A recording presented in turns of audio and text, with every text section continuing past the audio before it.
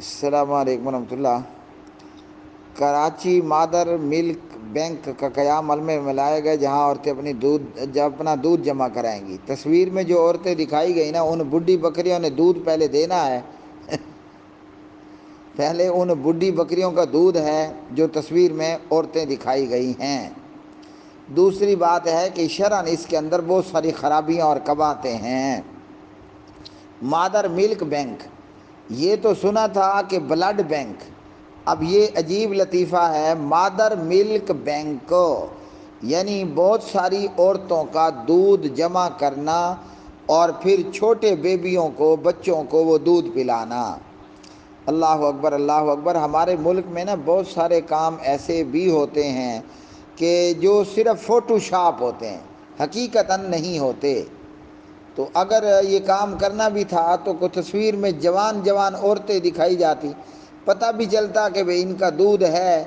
اب سوکھی بوڑھی بکریاں تصویر میں دکھائی گئی تو بوڑھی بکری بیچاری دودھ دے گی تو کیا دے گی؟ ایک بات۔ شرعاً کیا قباحتیں ہیں؟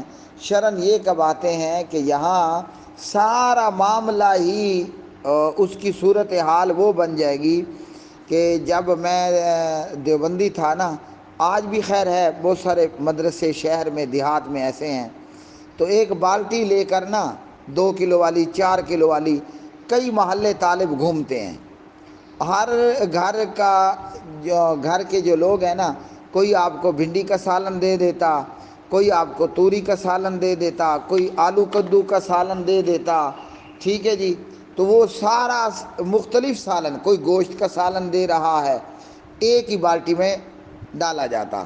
اور پھر استاد صاحب کیا کرتے، ان کے پاس مدرسے میں ایک بہت بڑا پتیلا ہوتا، تو وہ سارے مختلف رنگا رنگ کے سالن ایک پتیلے میں ڈال کر اوپر سے 1-2 جگ پانی ڈال لیتے، اور اس کو کوئی آدھا گھنٹہ یا 20 منٹ آگ دکھاتے، تو وہ طالب علم کھایا کرتے تھے۔ یہ جو مادر ملک بینک ہے، یہ بھی مدرسے کے طالبوں کا بورڈ ہے۔ بورڈ مطلب سالن ہے۔ اب اس میں سے آپ کو نہیں پتہ چلے گا کہ یہ گوشت کا سالن ہے یا آلو کدو کا سالن ہے یا بھنڈی توری کا سالن ہے یا ٹنڈے کا سالن ہے، کوئی پتہ نہیں چلتا۔ تو یہاں یہ جو مادر ملک بینک بنایا گیا ہے کراچی میں، پاکستان کے اندر، کون سا بچہ کس عورت کا دودھ پی رہا ہے کچھ پتہ نہیں چلے گا۔ اللہ اکبر، اللہ اکبر۔ تو یہ جو سارا حرمت کا اور محرم بننے کا معاملہ ہے نا، وہ گھل مل جائے گا۔ کل کو یہی بچے بڑے ہو کر، اگر یہ فوٹو شاپ نہ ہو اور حقیقت میں ہو، یہی بچے بڑے ہو کر پوری دنیا میں، پورے ملک میں مختلف کونوں اور جو ہے وہ کھدروں کے اندر جا کر تقسیم ہو جائیں گے۔ اب کیا پتہ کون کس کا دودھ شریک بھائی ہے؟ تو جو دودھ شریک بہن ہے اس سے نکاح نہیں کرنا، دودھ شریک بہن کی جو بیٹی ہے اس سے نکاح نہیں کرنا، ہیں جی۔ یہ شاید کسی جاہل کا کارنامہ ہے یا کوئی خواہ مسلمانوں کے اندر اس طرح کی بےہودگی کو پھیلانا چاہتا ہے۔ مسئلہ سن لو، اگر کوئی بچہ کسی عورت کا 2 سال کی عمر میں 5 مرتبہ دودھ پی لے پیٹ بھر کر، تو حرمت کا رشتہ ثابت ہو جائے گا۔ ایک فیڈر ایک عورت کی پی لی ہے اور دوسری فیڈر دوسری عورت کی پی لی ہے، اسی طرح تیسری، چوتھی، 5ویں فیڈر کسی اور عورت کی پی لی ہے، تو کیا معلوم ہوگا کہ اس کا کس سے حرمت کا رشتہ ثابت ہوا ہے جی۔ اور جب اس طرح مادر ملک بینک بنا کر 50 بچوں کو یا 100 بچوں کو دودھ پلایا جائے گا، تو یہاں کون خیال کرے گا کہ کس نے کس کے ساتھ دودھ پیا اور کس کا کس کے ساتھ حرمت کا رشتہ ہے؟ تو یہ عجیب قسم کا ایک تماشا بن جائے گا، ہاں جی۔